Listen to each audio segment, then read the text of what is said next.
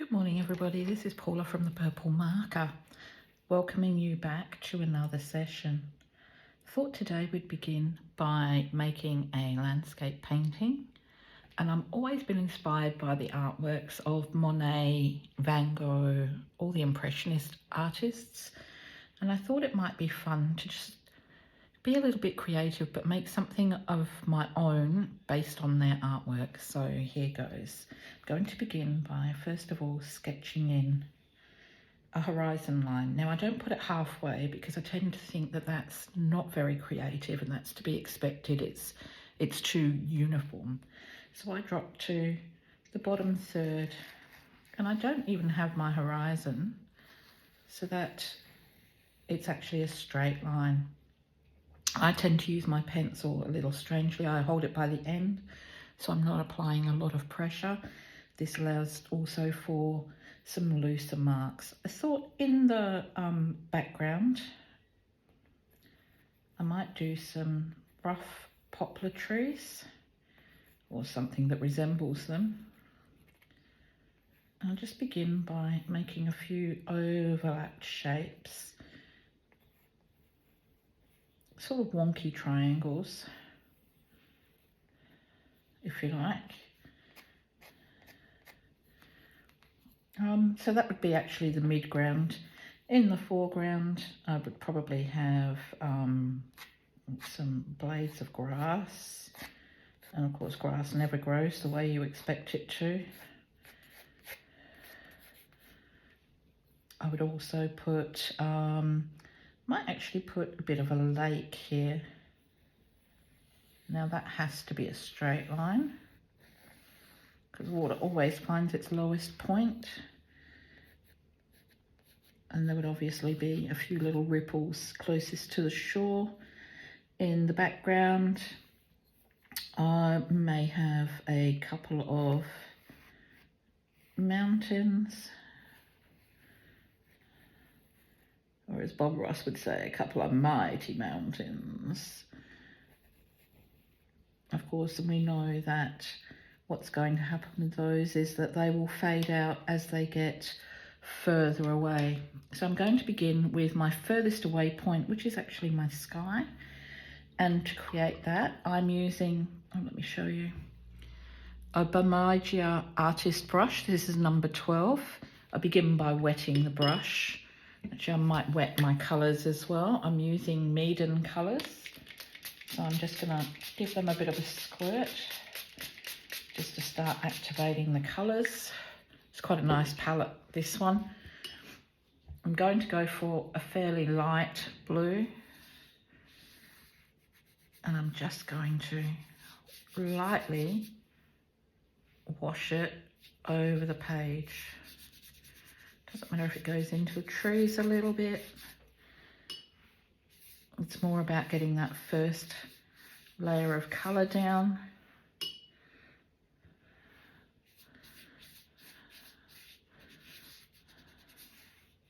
Because I don't want any really solid colours. So make sure you keep your paper nice and damp. Try not to overwork. The paper I'm using is 300 GSM watercolour paper, and this one was purchased about 5 or 6 years ago at WH Smith in the UK. I went back up to see my father, who was sadly passing away, but we got to spend 9 days with him, which was really enjoyable. Anyway, enough of that. So allow your papers to dry thoroughly before you go next to them. Otherwise you're going to have something called bleeding. And this is where the colours run into each other. So I'm going to avoid that part, and I might move down to the actual foreground of the picture. This is obviously lower on my page. And I'm going to create a nice rich green. So for this one, I'm actually using something called fruit green. It's quite a nice warm green colour, and I'm just going to lightly wash it over that entire area. Just apply a little more water so the colours move on their own. I'm going to leave that part to dry, and I'll just put you on pause while I wait for that to happen. Okay, I am back. I have actually used a dryer to just speed the process up a little bit. You can see quite a bit of pilling on the paper, unfortunately. I don't know why the paper didn't seem to want to do what I wanted it to do. So I'm going to go back in with a very light blue-grey. Now the blue I want has to be quite a cool blue. I'm going to mix some grey in with it. And a lot more water. So the further away a mountain is, the less visible it becomes. So just a very pale layer of colour. This one's kind of implying that there might be some snow on the top. And of course the darkest part of the picture would be at the bottom. If it bleeds out too much, you can just wipe some away.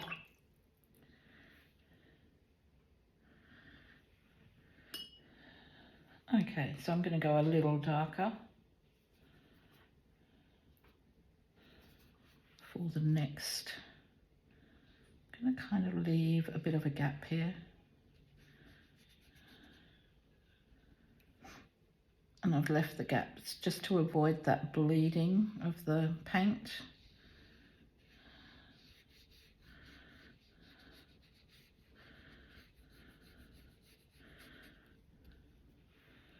Add a little water to the brush to complete the top half. Just soften that line.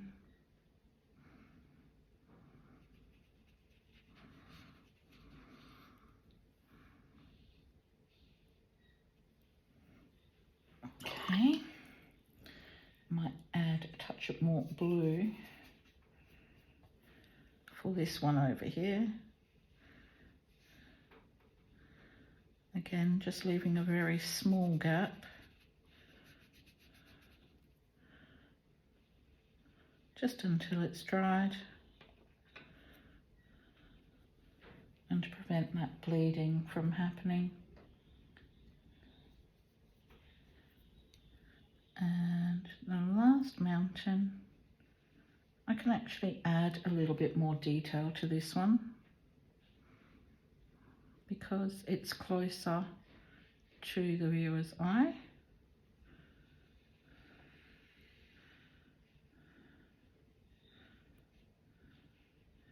Just paint under the bottom of my trees. I don't want to actually go into where the trees are. Just want to create that background effect.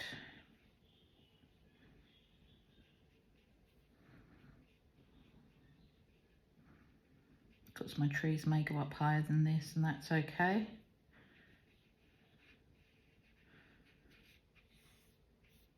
Just want to get that colour down. We can go back and add more details afterwards, but you can actually see some of the effect. Oh no, I don't like that green.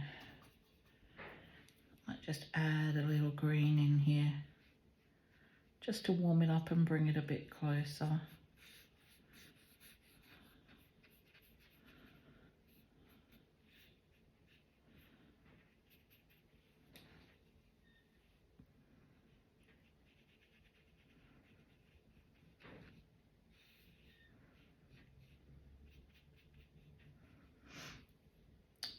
Okay, so I'm just going to dry that a little bit too,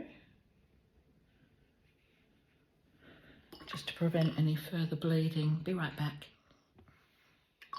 Okay, so now that that's dry, I can go and add some further details in. So for this mountain over here, I might add some more shadows. Mountains aren't just one solid colour, you would actually see like striations of colour.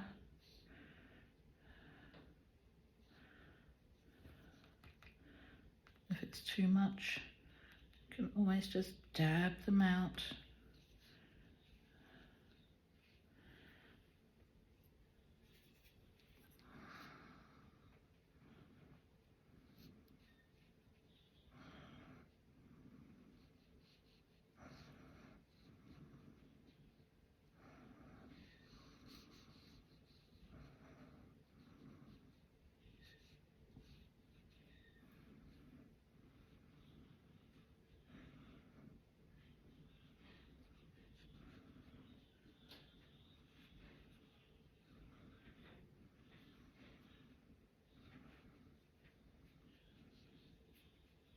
Okay, not sure I'm liking that. I'll just take a damp brush and blend it out a little, just to soften it. Already it looks better. The colours will just move on their own. Good thing about watercolour paint is you can always reactivate. Okay, let's go back to our beautiful green mountain.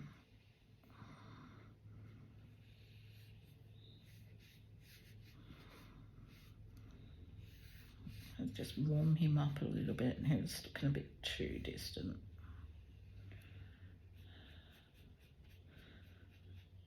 Just because the others have snow doesn't mean he has to as well.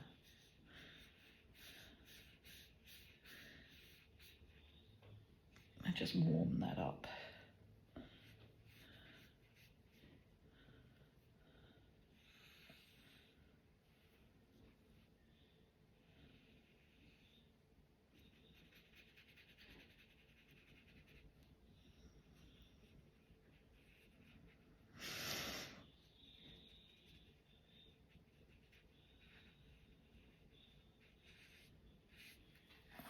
Okay, and again another dry.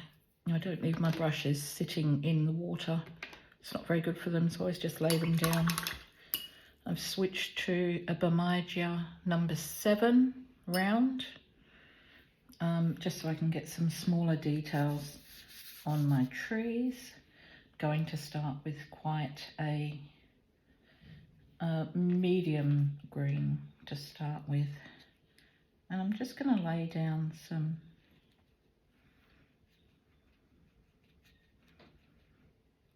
just rough tree shapes, leaving white spaces.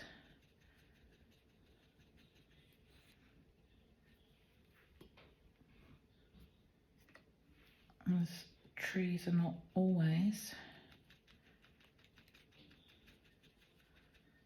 completely branched out. That was probably a little bit too much. So I'm just laying down some background colour for now. I'm going to go in with a dark brown, just to add a few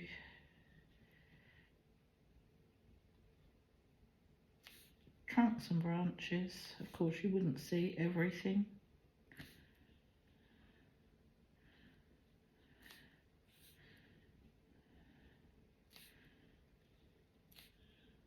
Just making them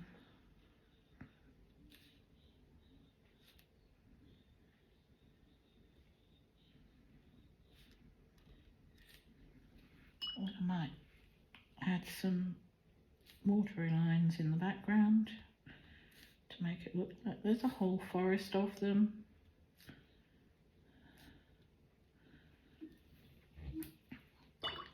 I'll add a darker green for the under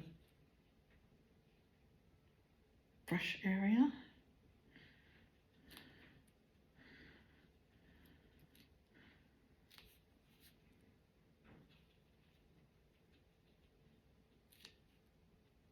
just creates a little more dimension in the trees.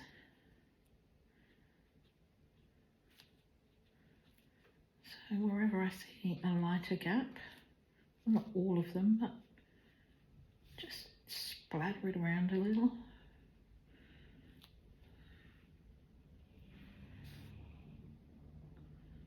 Just helps to create a bit of form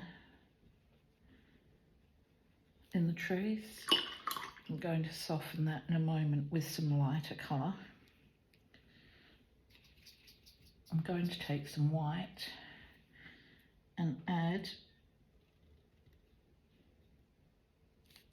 just to our tree trunks.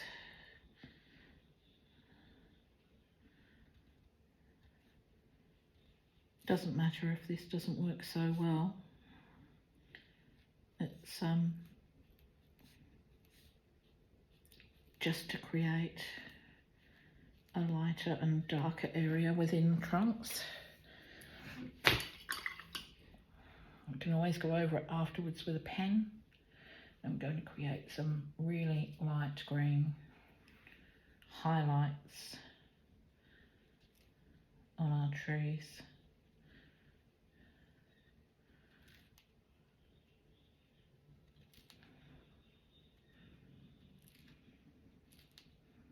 And once again, this can be in certain areas, it doesn't have to be all over. It's just where the sun, or what little sun there is, just hit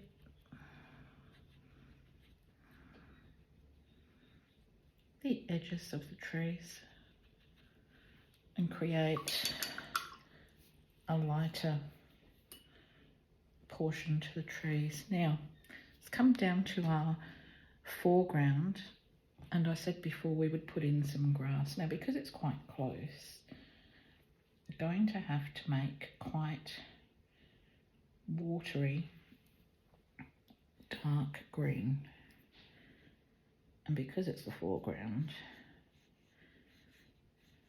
so I'm kind of just flicking the brush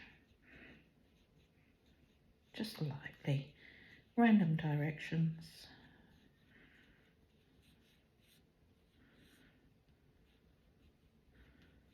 It's handy having the masking tape because it gives me a starting point to put the brush down. So I'm starting with my dark, might come in afterwards and add in some lighter greens. I want a nice point on the brush if I can. Because it's closest to us, we're using the darker one first.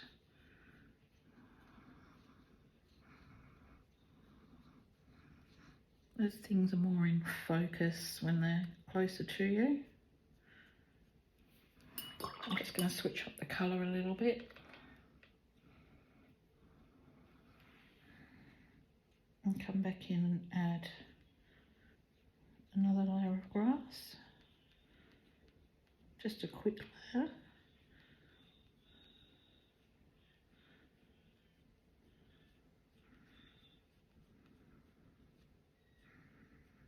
Again, randomize.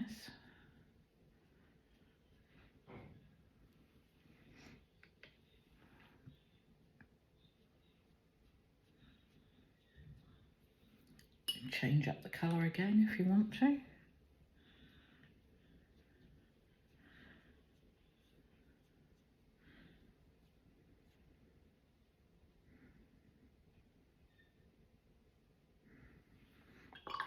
I'm going to take the pressure off of that brush. I'm going to come back in with a really pale green.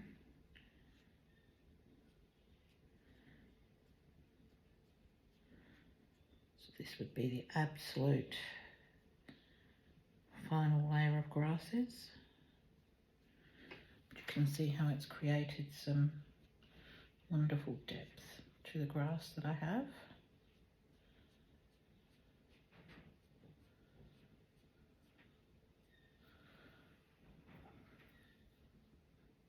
Again, continue that flicking motion from the masking tape, or the washi tape in this case. Lovely thin washi tape. It allows you to put paint down while it resists the paint. It also creates a beautiful border around your work, which we will see afterwards.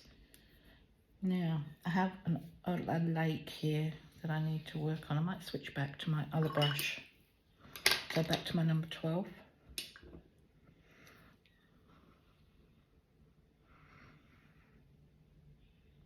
Very, very carefully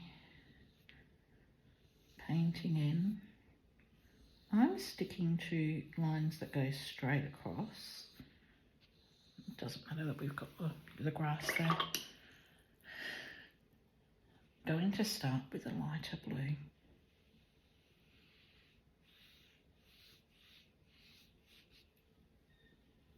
And then I'm going to go a little bit deeper. Of course, the furthest part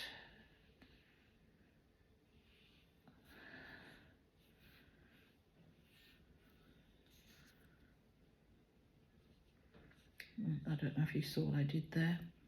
I went a little bit too ambitious with the paint and actually got some on the actual green here.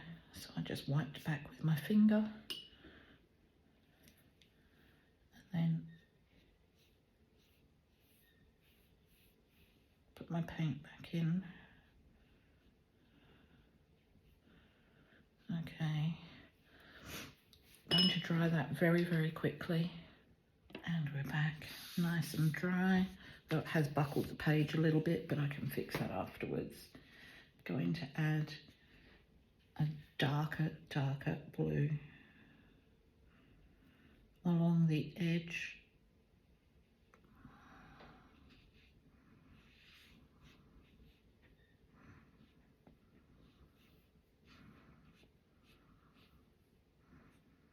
And I'm going to go in quite short bursts here. As I said before, I liked the work of the Impressionist painters. Van Gogh in particular used lots of dots and dashes throughout his work, and this is where my work begins. So alternating colours as I go.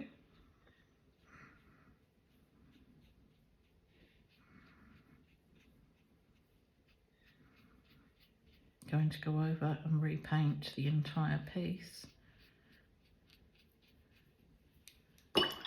Switch to the smaller brush again.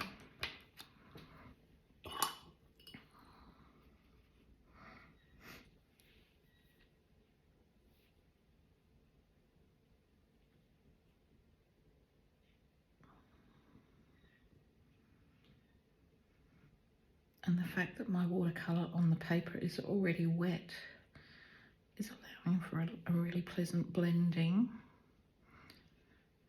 Try not to get them all in straight lines. Really pleasant blending of the darker blue with the paints that are already down.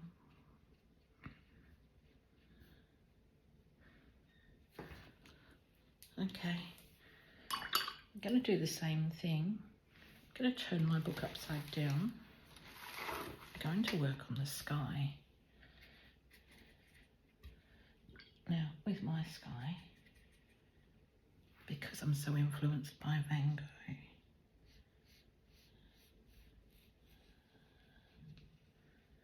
I thought it might be nice to follow that theme.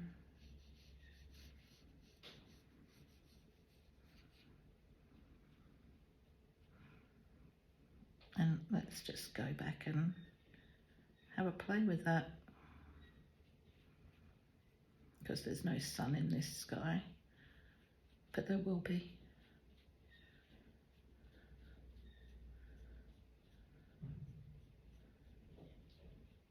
Let's just get the basics down.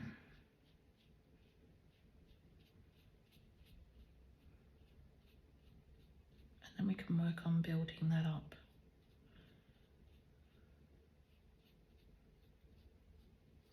lots of dashes, same colour.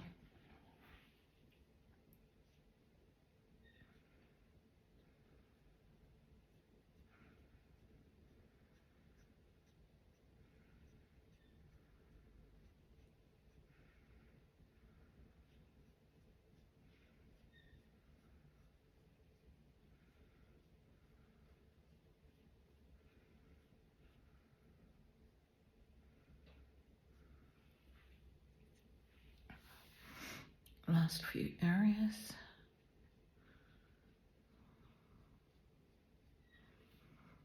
It doesn't matter if we miss some areas because we've already laid down the really light blue.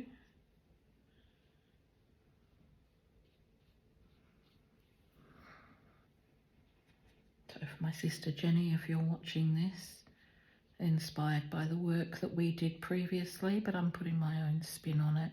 As you know, I like to change things up a little bit. I'm super excited with the fact that you might be moving back to WA soon. So, as always, it's nice to have family around. Okay, going back in with a slightly darker blue. I'm just going to put these into the spaces in between. Maybe leaving some areas lighter and a little more sparse with the colour. So I'm trying to hit those white areas. Doesn't matter if I miss, it's not important. What's important is to enjoy what you're doing.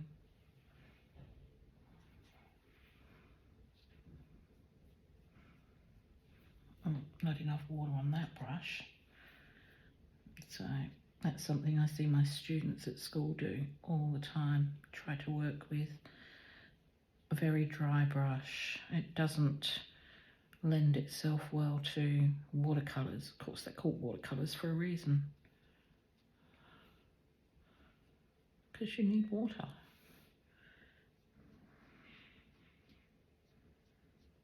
So I'll complete this layer and allow this to dry. I'm not going to blow this one because I don't want the inks or the watercolours to spread everywhere.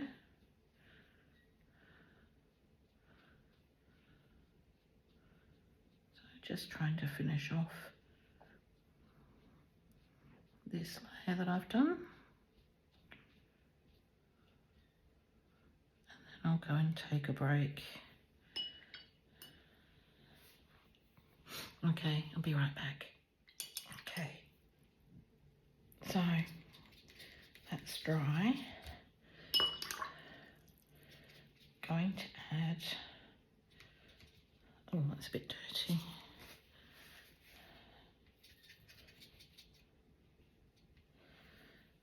Just a rough layer of white. It's got a hint of blue in it. While it's still wet, I'm going to take my lemon yellow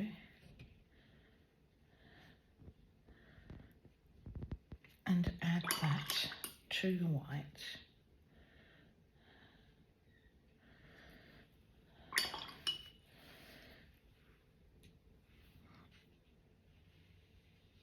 And a little on the hill. Again, I'm going to create a bit of a Van Gogh effect by adding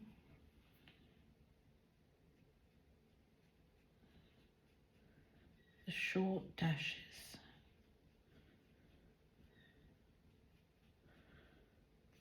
Trying to avoid those tree areas because I've used this colour in the trees. Let's switch that up to a slightly darker green.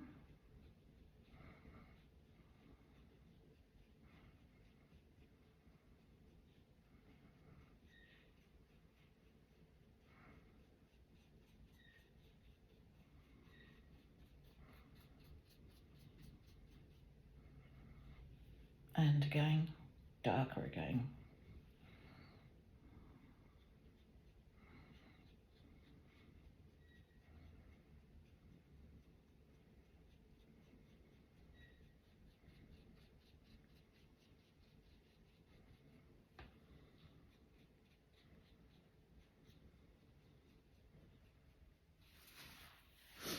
trees. I'll just turn my book back around. Trees have kind of disappeared a little here.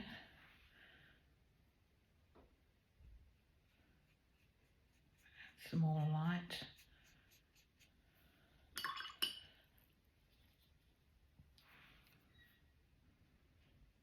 The sun would be shining down on these, creating a beautiful highlighted area.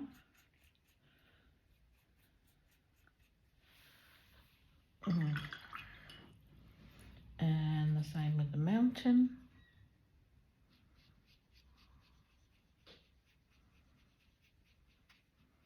It's further away, so I'm going to add some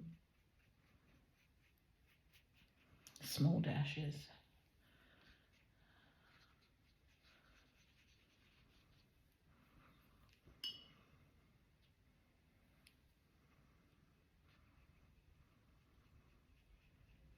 This side would obviously be a little darker. The light's not shining on there as much.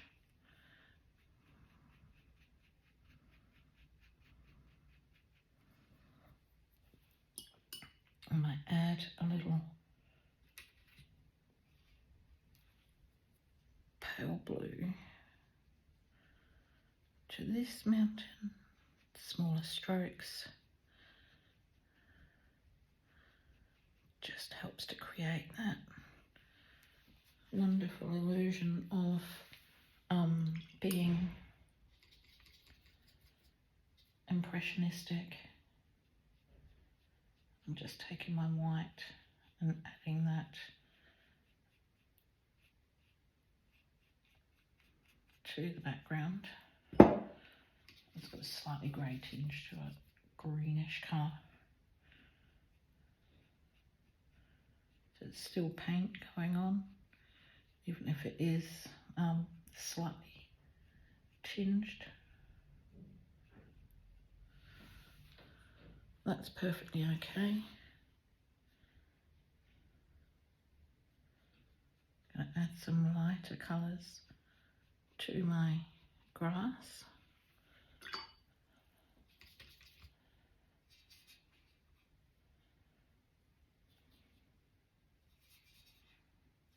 Oh, it's quite bright.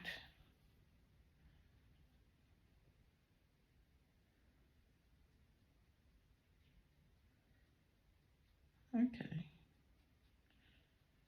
We may be getting close to the end here.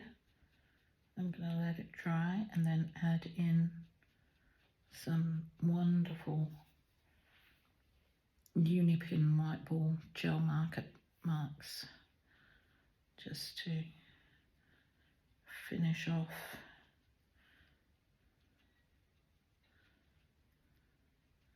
Oh yeah, I like that better.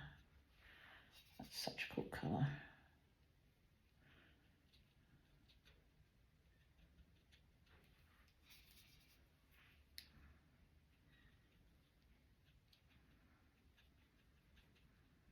Let's add some nice highlights there.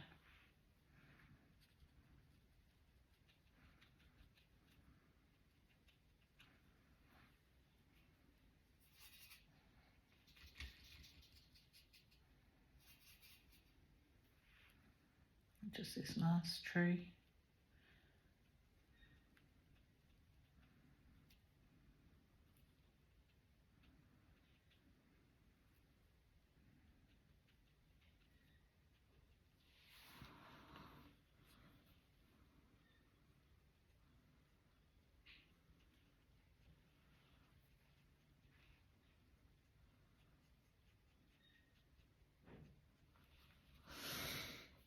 An interesting effect. Wash my brush. Give it one last quick dry. Be right back. I seem to have lost my trees in the background. I'm going to add some back in.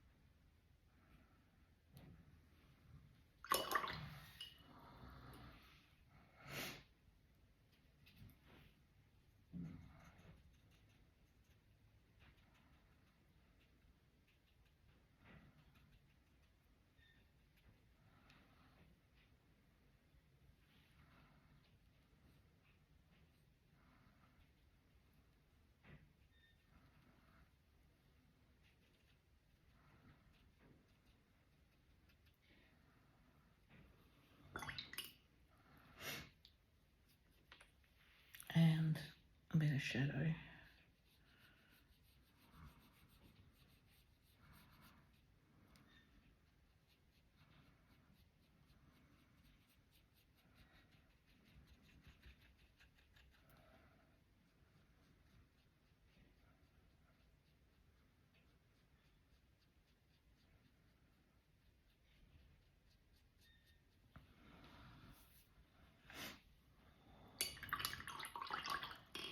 Okay, nice quick one.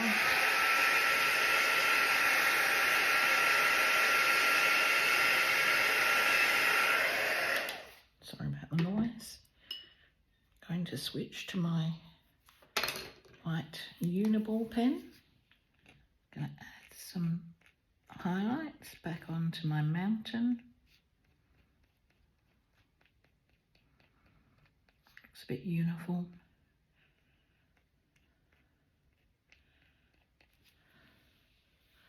And you can see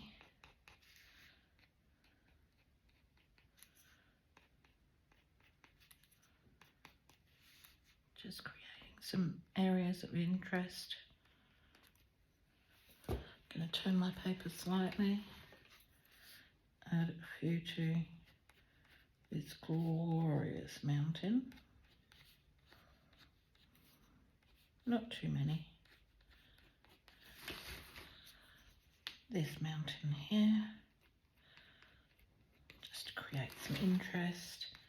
A few white lines up in the sky.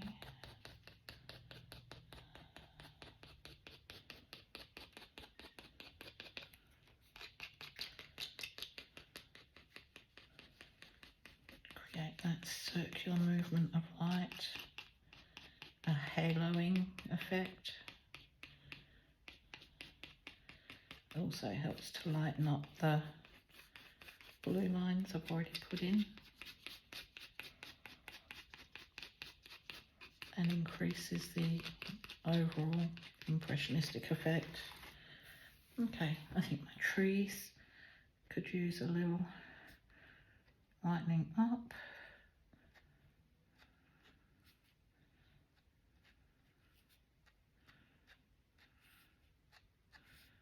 Get the trees in the background, the light would also shine on them.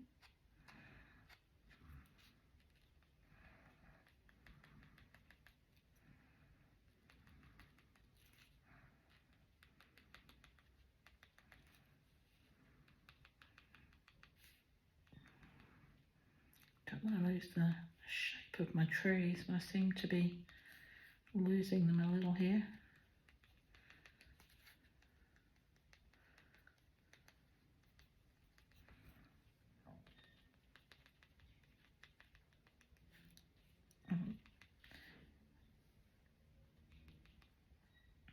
It's quite early in the morning. I haven't had breakfast yet. My stomach's gurgling at me.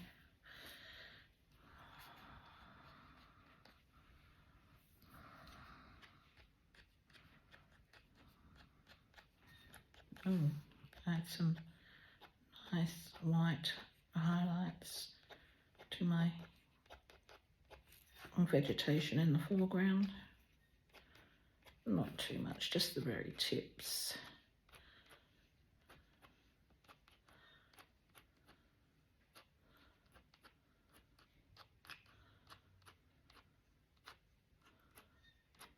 Just adds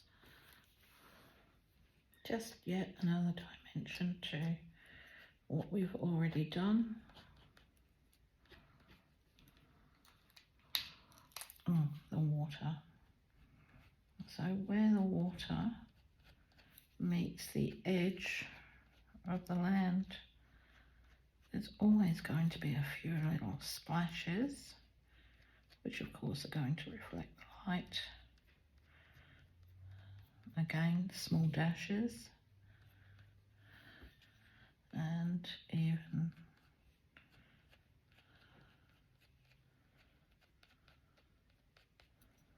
along this edge. Might throw a few grasses in there too.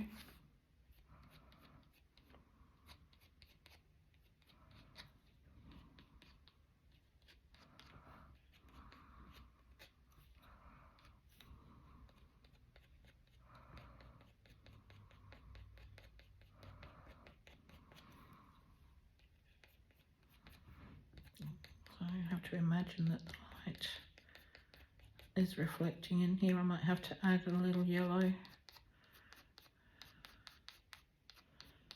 to that water.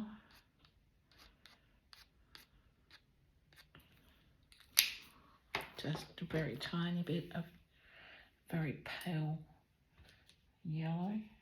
That should do it.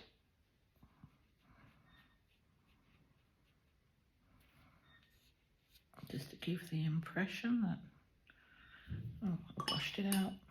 That was silly. I might add those lights back in if my pen will let me. I blotted it quickly enough. Maybe just enough. And I think just a few branches back into my trees.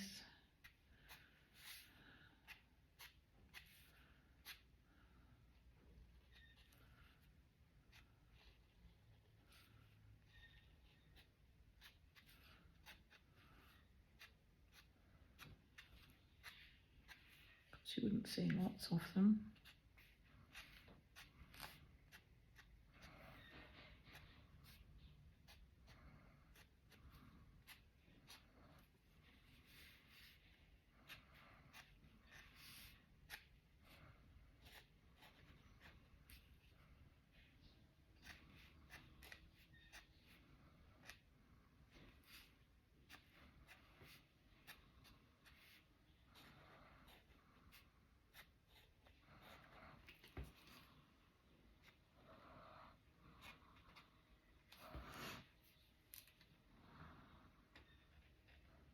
And the signature to finish off. Just make sure the whole thing is dry. Just going to go around it.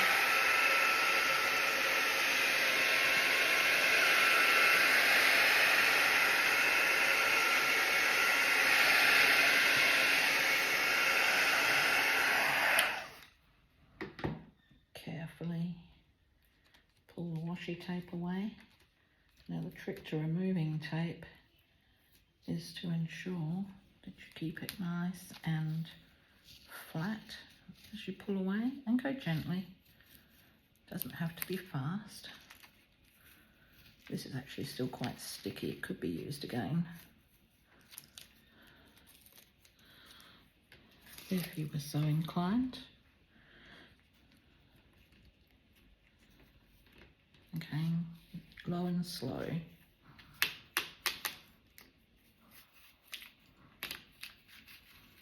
Creates a perfect border. I've messed that one up.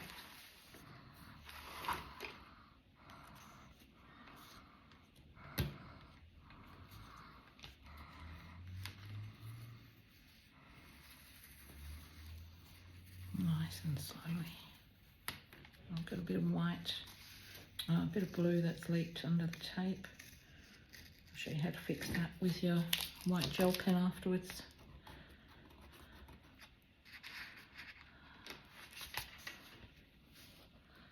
I like having nails, but sometimes they are a bit of a hindrance. Oh, that's pulling the paper. Let's go from this side.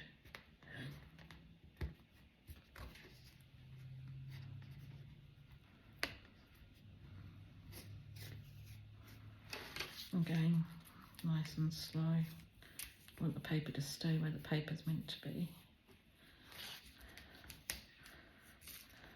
Got that little bit that's lifted.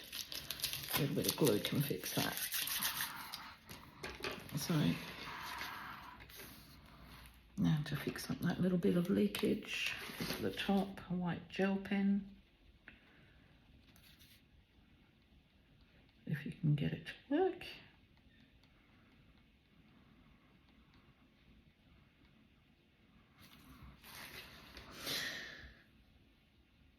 Okay, I think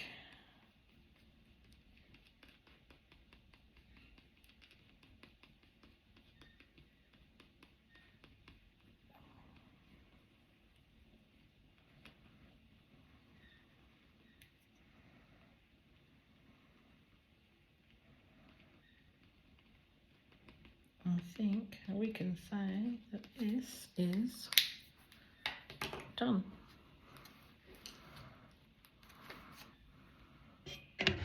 Down for a look.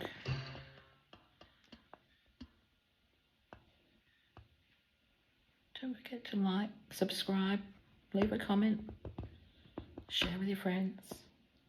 The only way to build a website is to have friends. Thank you for checking out my work today. This is Paula from thepurplemarker.com.